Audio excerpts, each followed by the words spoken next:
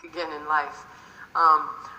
But I have a hard time, the demands or the requests that my husband's make, the conditions that he's putting on me in order for us to reconcile. But here's the thing. He's putting conditions on you, not just when he's outside the vortex, but when you're outside the vortex too. In other words, we promise you, when we were offering the hypothetical of how good it feels in the vortex, and you said, but I'm not there, I don't feel good. But we want you to hear this, because you can reach the place where, even though they're behaving that way, and even though they're both issuing ultimatums to you, if there's ever someone who's been torn apart over something, it's you. But we want you to understand that you do have the ability to come into alignment even with them behaving that way. How do I do that? Well, we've been talking about it in general terms, and we'll get specific with you here in a minute, but we want to lay a bit more of the basis first. We want to convince you of the viability of it, and then we'll deal with the tactics of it. So, assuming that you could make your way into the vortex and practice the vibration of it long enough that you feel softer and easier. And now your husband is offering an ultimatum: never bring that person to my home again. Exactly what he said. But you're in the vortex. And when you're in the vortex, you're tuned in, tapped in, turned on. And you're in alignment with the best of him, not who he's being in this moment. You're in alignment with who he really is. And so the words that come from you then are inside the vortex words that sound like, well, if anybody has the right to make a decision like that, it certainly is you. I know that you care about your space and you care about how you feel. And I really get why you're feeling what you're feeling. And I gotta say, having witnessed every part of it, she has that coming big time. She has that coming big time. I don't disagree with you. And I also understand your powerful desire to maintain some semblance of a loving space, because you want to feel good. That's why I love you. You're like me. I don't know anybody that wants to feel any better than you want to feel. And so I get it why you feel protective and are wanting to guard yourself and me, us, from something that feels so toxic. I get that. Gosh, you sound just like him. That's exactly what he says to me. He says those things. Toxic. Yeah, that he wants to protect our family, because we have 2 kids as well, from the toxicity of her. And I'm not because she's my mother. I'm not. You're blind. I'm blind and not putting the boundaries necessary. Yes. So as you're expressing to him your understanding of why he feels that way, from your in the vortex clarity, what he will feel from you while you're not pushing against him, you're not siding with your mother, you're not pushing against him, you're in alignment with who you are and speaking with clarity, he'll feel the very thing that he's worried that you don't have. He'll feel your good judgment. He'll feel your clarity. He'll feel your harmony with what he wants. He'll feel your understanding. In other words, you'll make headway with a conversation like that. Really, you will. What's happening to you is that when he demands something of you, you get your back all up because you don't want him telling you what you can and cannot do. Yeah, that's exactly true. He's stepping all over your toes of freedom, you see. Yeah. But when you've decided to align with who you are, nobody can keep you from your alignment. That's the thing that we're wanting to convey to you. And when you are in alignment with who you are, it is our promise to you that you will evoke the best from everyone with whom you are interacting. We said to a woman one day who was having a similar situation with her husband, or maybe it was the husband who was having a similar situation with the wife. When you're in the vortex and you are unconditionally loving someone, it knocks all of their guardedness right out from under. It knocks those legs right out from under them. They melt into the understanding that you have for them. But you've got to practice that. We have to convince you. You have to be convinced that your remedy is in the vortex, and you have to decide that you're going to get there in spite of them, regardless, apart from them. You have to do this vortex work without trying to coddle or move in the direction of either one of them. And once you have found your vibrational stance, then the perfect words will flow from you relative to both of them. Nothing is worse than being in the middle. But the flaw in your reasoning is you think they are the reason that you are in the middle. And we know that you are the reason that you are in the middle. Because you have let your mother in your early life call you away from your vortex. And you have let your husband in your later life call you away from your vortex. You have convinced both of them that their happiness depends upon your allegiance and alignment with them. And now you must show yourself first and them later that your happiness is about your allegiance with your vortex, and they can be damned. And we don't mean that you don't love them. We just mean you cannot cater to demanding people and ever get them where they want to be or you where you want to be, you see. So then, you're hearing, so then, once you come into alignment, and you will, we can feel you moving in that direction even as we are visiting. As you come into alignment, then the wisdom that comes from you. In other words, when you first come into your physical body, almost all people who approach you have this attitude. Your world will go better for you if you go along with what I say and what I think. That's what parenting for the most part is. And they're well-meaning, but they do not realize that in that whole process they're training you away from your vortex. And now here's 3 people all pulled completely away from their vortex, all miserable because no one's happy unless they are in alignment with their vortex, and all blaming each other for the misery that you're feeling, you see.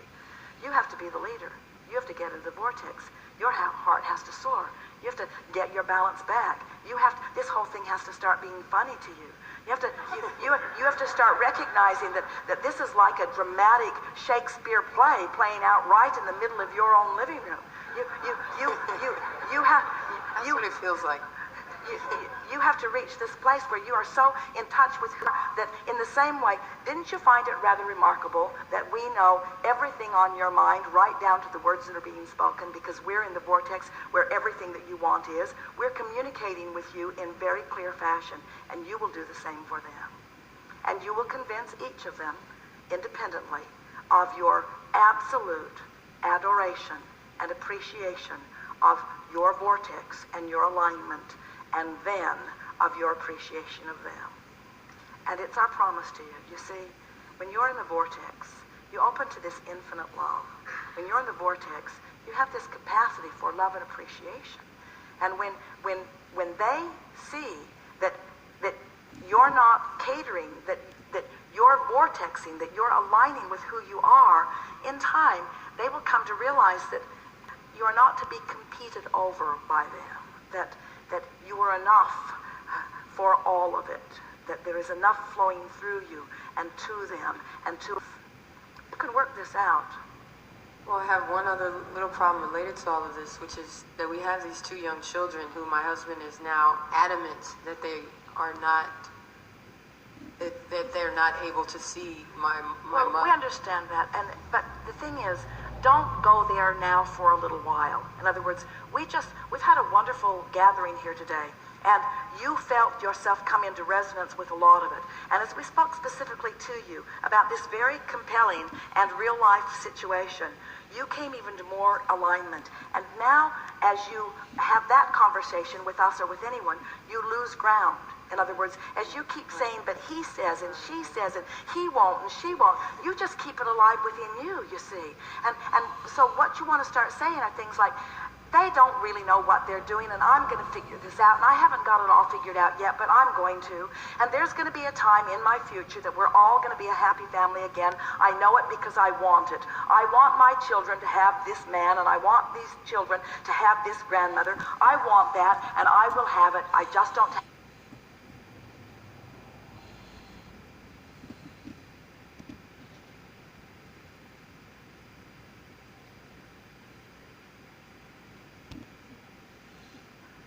I always have so many questions, and they always get answered whether I'm here or I'm home, listening to the CD or reading the book.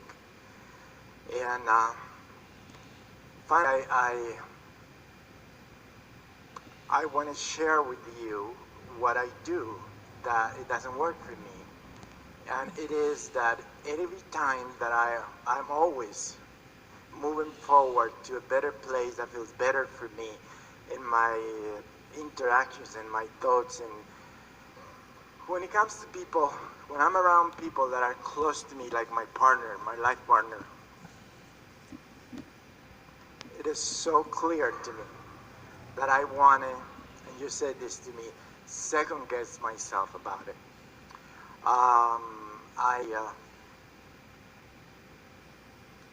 I just feel like maybe people that are so close to me, they think that I'm foolish, behaving or thinking or focusing. All right, that may be. That may be. And as you focus on that and you feel that, what's the grid that they are helping you to create that then fills in with more evidence of it? Well, You see? Yes. You see? I do. Because I have this conversation for many, many, many years Yes. going on. Yes. And then when I stop, then all of a sudden I said to myself, wow, now I can hear them having conversations about things or the way or how I saw a situation when we were together. And it was this side or this side, and when they were going that side. Most everybody is too interested. People's response to them is.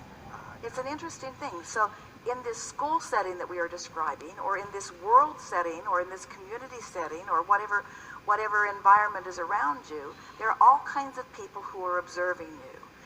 Of course they are. And in their observation of you, they are creating their grid. So let them do that and wish them well.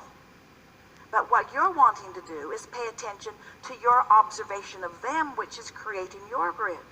So what happens is, as you observe people who you think are disapproving of you, and they're creating their grid, now hear this, this is really, really, really, really interesting and good. So they're observing you and creating a grid, and their grid's filling in maybe with your cooperative behavior.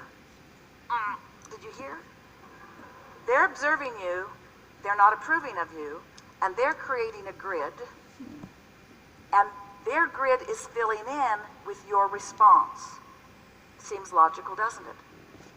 You're observing them and maybe disapproving, and you're filling in your grid with them, and that's why you're together. But let's say they're observing you. This is good. This takes all of this into the next place of understanding, doesn't it? They're observing you and maybe not approving, maybe disapproving. And the potential of filling their grid in with you is there, but you're not observing them. You're too smart for that. You're filling in your own grid. You're creating your own grid for your own reasons. And so you're on a whole different vibrational wavelength. So they can't fill their grid in with you, and you can't fill it in with them, because you're on different vibrational frequencies. We cannot have ever said that clearer. You've been listening to it in a lot of different ways. But so everybody is creating their own reality. What you want to do is approve of them even when they're not approving of you. Love them even if they're not loved unconditionally. When you love conditionally, you get hooked into their grid, and they get hooked into your grid, you see. And then you live that conditional life that you're not enjoying. That's helpful, isn't it? Absolutely. And so how would you go about applying that? In other words, how would you go about applying that? Well, what I want to say is that intellectually. Well, we don't want it to be intellectual. I know that. We want it to be emotionally, and that was the perfect emotionally. response, because how would you go about applying that? And the answer is, you have to care about how you feel more than anything else. And when you care about how you feel, then you're going to do the grid work, you see. You want to love them. We have a question for all of you, and just answer it as you feel inspired to do. There's no right or wrong answer. At least we're telling you that until we get the wrong answer, and then we're going to nail you for it. When someone doesn't approve of you, do you care?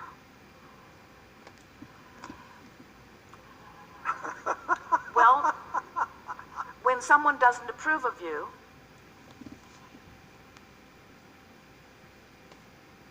and if you are one who said you do care, how do you feel in their disapproval? So if you feel bad in their disapproval, what kind of grid are you establishing in this new 17 seconds? And then what's it going to fill in with? More of their disapproval. So if someone's disapproving of you and you feel bad and you want to create a different grid, what do? Do you try to get their approval? You do. You try to, but you can't. You do. You try to, but you can't, because no matter how hard you try, you can't, because you got a different grid going on. So what choice do you have? What is the only choice?